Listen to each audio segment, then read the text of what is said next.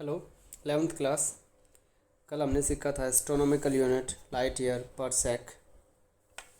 आज हम एंगल के बारे में भी कल हमने कुछ बात की थी। आज हम देखेंगे हाउ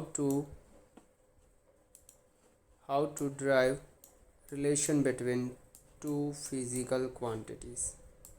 ठीक है, उनका रिलेशन कैसे करनी है। फॉर एग्ज़ाम्पल, अगर आपकी एज मान लीजिएगा 18 है और आपके फादर की एज मान लीजिएगा, या फिर आपके ग्रैंडपा की एज जो है 54 है। ठीक है, आपकी एज है 18, आपके ग्रैंडपा की एज है 54, तो आप दोनों की एज का क्या रिलेशन है आप बताइएगा। आपके ग्रैंडपा जो है आपसे 3 टाइम्स हैं। ठीक है ना, कितने टाइम है? 3 टाइम। 18 3 जा 54। ठीक है, इस तरीके से हम रिलेशन डिड्यूस कर सकते हैं। अब मैं एक और एग्जांपल ले रहा हूँ। अब मान लीजिएगा दो फिजिकल क्वांटिटी हैं, या फिर अपने पास दो स्टूडेंट हैं। एक्स एक स्टूडेंट है जिसके पास 200 रुपीज़ हैं। वाई एक फिजिकल क्वांटिटी है कोई भी, या फिर एक्स और वाई कुछ भी सेम माननी है, जिसकी वैल्यू क्या है 50। अगर इन दोनों में रिलेशन डिड्यूस करनी है तो जो बड़ी वाली है उसको छोटे वाले से डिवाइड कर देते हैं। Divide X by Y. X की वैल्यू 200, वाई की वैल्यू 50। अगर हम इनको कैंसिल आउट करेंगे तो कितना आ जाएगा? 4। वाई को उधर ले जाते हैं तो x is equal to 4y। In this way we can deduce relation between x and y। ये एक जनरल एग्जांपल है जहाँ पे कोई भी दो फिजिकल क्वांटिटीज़ के बीच आप रिलेशन निकाल सकते हो उन दोनों को डिवाइड करके। अब देखिए, अब हम आगे लाइट ईयर और एस्ट्रोनॉमिकल यूनिट में मैं कर रहा हूँ, और बाकी कैलकुलेशन आपको करनी है। दो मैंने आपके होमवर्क के लिए रखी हैं, तो देखिए कैसे आपको करनी है।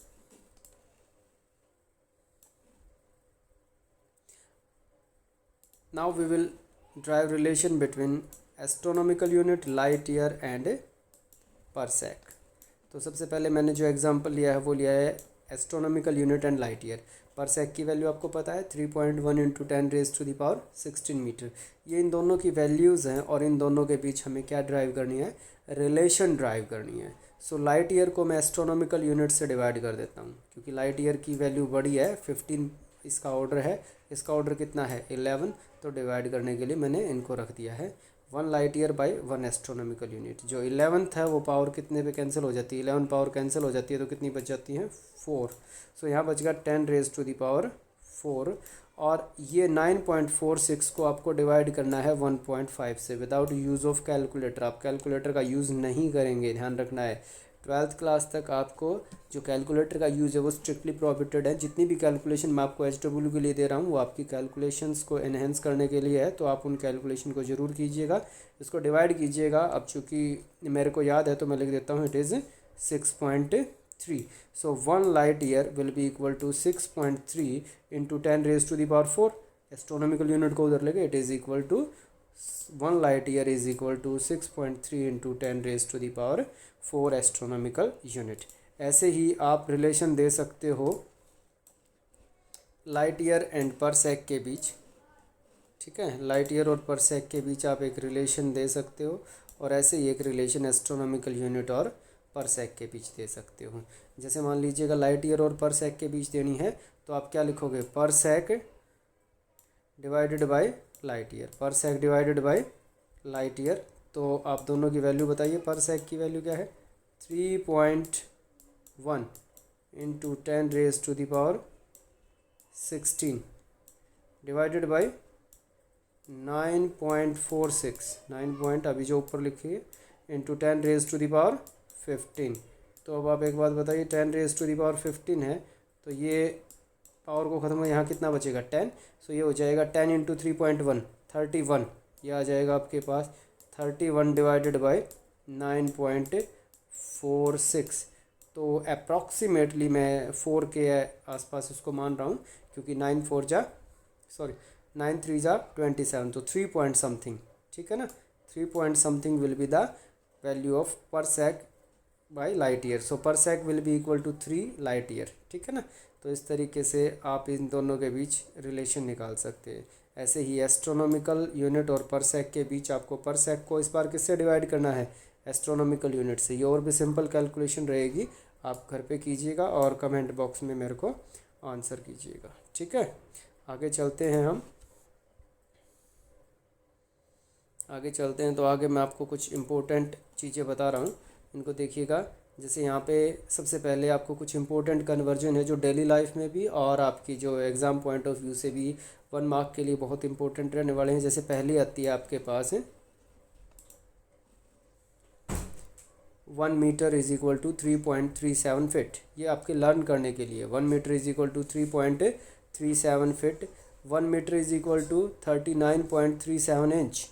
ये याद रखना है 1 मीटर में कितने इंच होते हैं, 1 मीटर में कितने फिट होते हैं।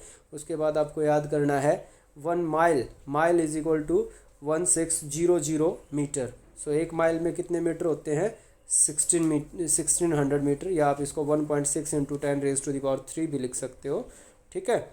उसके बाद आपके पास आता है 1 yard. 1 yard is equal to 0.9144। Yard क्या होता है, जो आजकल आप प्लॉट वगैरह की डीलिंग करते हो, गज। तो गज को क्या बोलते हैं, सॉरी ये लार्ड लिख दिया गया, इसको आप यार्ड पढ़ना है आपको। अभी मैं इसको करेक्ट करता हूँ। So it is yard, yard means गज।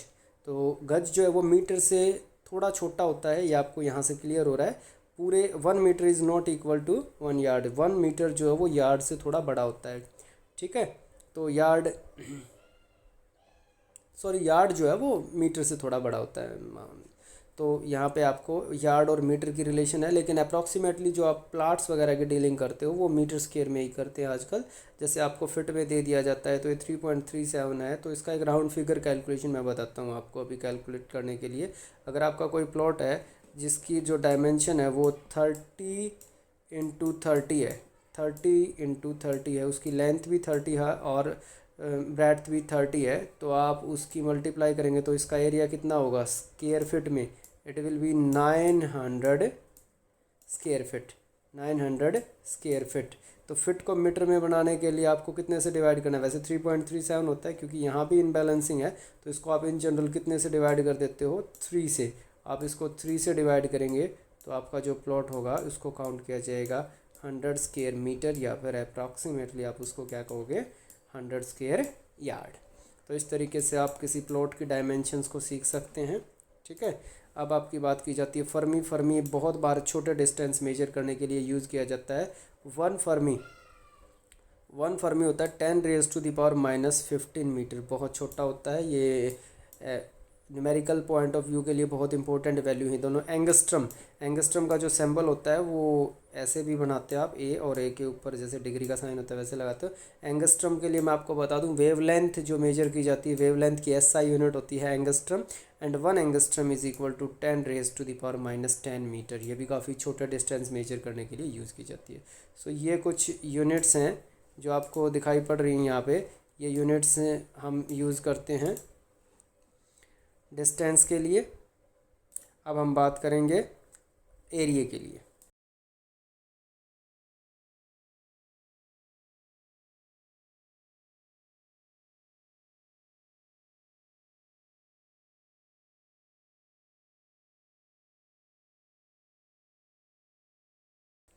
एरिया के लिए ये आपका एकड़ है। एकड़ आपने सुना है, जो आपका एक खेत होता है गांव में जनरली हम यूज़ करते हैं, तो उसको 4047 मीटर स्क्वायर, या फिर अगर आप किसी बुजुर्ग से बात करोगे तो वो आपको बताएगा 4048 स्क्वायर यार्ड, 4048 स्क्वायर यार्ड के इक्वल जो आपका एक खेत होता है वो होता है। उसकी लंबाई और चौड़ाई अगर आपको सीखनी है तो आप यहाँ से ध्यान रखिएगा, ये जनरली पूछे जाने वाले क्वेश्चन है। जो आपके गांव में एक खेत होता है उसकी जो लेंथ होती है दैट इज़ 220 फीट, एंड जो ब्रेड्थ होती है वो होती है 198 फीट। याद रखिएगा, ये इंपॉर्टेंट इन्फॉर्मेशंस हैं जनरल लाइफ के लिए आपके लिए। ये आपके फील्ड की जो है वो डायमेंशंस होती हैं, और ये 1 एकड़ का मीटर स्क्वायर में एरिया होता है। हेक्टेयर जो होता है वो होता है 10,000, यानी कि 10⁻⁴ मीटर स्क्वायर के equal. 1 hectare is equal to 10⁻⁴ metre square. ये कुछ एरिया से रिलेटेड यूनिट थी जो आपको बहुत ज़्यादा ज़रूरत पड़ती है इनकी बार बार। अब बात करते हैं मास की। तो मास के लिए सबसे पहले टन। हैवी मासेस को मेजर करने के लिए आप क्या यूनिट यूज़ करते हो, ton, and ton is equal to 1000 kg, that is 10⁻³ kg। उसके बाद आती है quintal. Quintal is equal to 10⁻² kg। उसके बाद आती है पाउंड। पाउंड का सिंबल होता है LB। LB stands for laborious, लेकिन इसको बोला नहीं जाता, LB को पढ़ा जाता है pound. 1 pound is equal to 0.4536 kg। और अगर इसका इन्वर्स आप पढ़ोगे तो 1 kg is equal to 2.2 pound approximate, 1 kg is equal to 2.2 pound. ठीक है, याद रखना है आपको ये। ठीक है, उसके बाद Chandrashekhar limit, CSL stands for, आप अपनी नोटबुक में लिखेंगे चंद्रशेखर लिमिट, और याद रखना है ये मास की सबसे बड़ी यूनिट होती है। This is the largest unit which is used for the measurement of mass, Chandrashekhar limit. और ये जो सन का मास है उसका कितने टाइम होती है, 1.4 टाइम। इंडियन साइंटिस्ट ने इसको डिफाइन किया है, इसलिए इसका नाम है Chandrasekhar limit. It is equal to 1.4 times the mass of the sun. तो ये कुछ डिस्टेंस हैं, ये कुछ एरियाज़ हैं, और ये कुछ मासेस हैं। ठीक है, इनकी ये इंपॉर्टेंट यूनिट्स हैं, आपको बहुत ज़रूरी है इनको पढ़ना। आगे चलिए आपको 10 की पावर के बारे में भी कुछ इन्फॉर्मेशन देते हैं।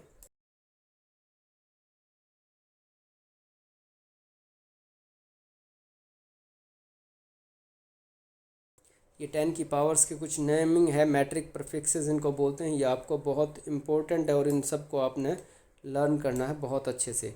जैसे 10⁻⁻1 को बोलते हैं -c, तो इसमें आपका कन्वर्जन काफ़ी आसान हो जाएगा। जैसे सेंटी, अगर आपको पूछा जाए how many metre in 1 centimetre, तो आपको सेंटी का पता होना चाहिए। Centi is equal to 10⁻⁻2, so it will be equal to 10⁻⁻2 metre. तो आपके लिए बहुत आसान रहेगा इस चीज़ को कैलकुलेट करना, कन्वर्ट करना, कि 1 सेंटीमीटर इज इक्वल टू 10⁻⁻2।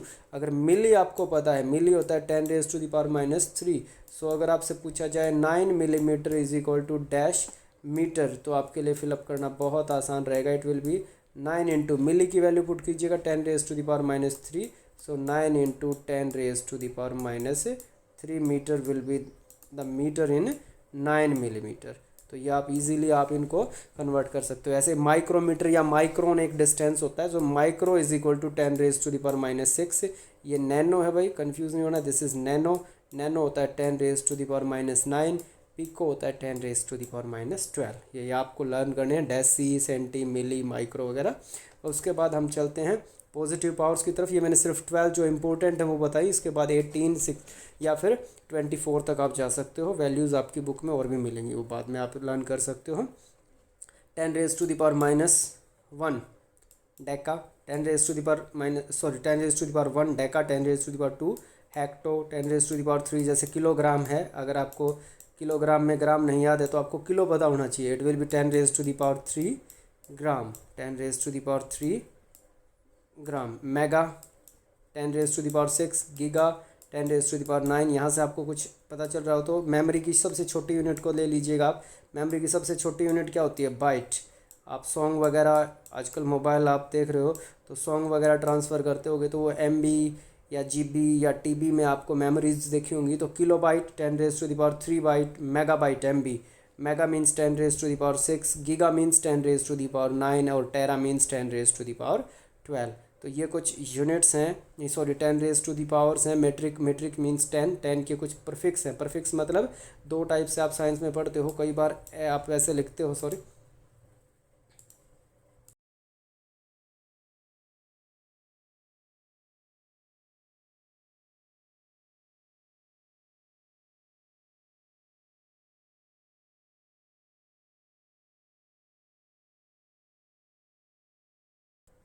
कई बार आप ऐसे लिखते हो X1, तो जो नीचे लिखे जाते हैं उन्हें बोलते हैं सफिक्स। और कई बार आप लिखते हो X डैश, इसको आप ऊपर जो लिखते हो इसको बोलते हो प्रीफिक्स।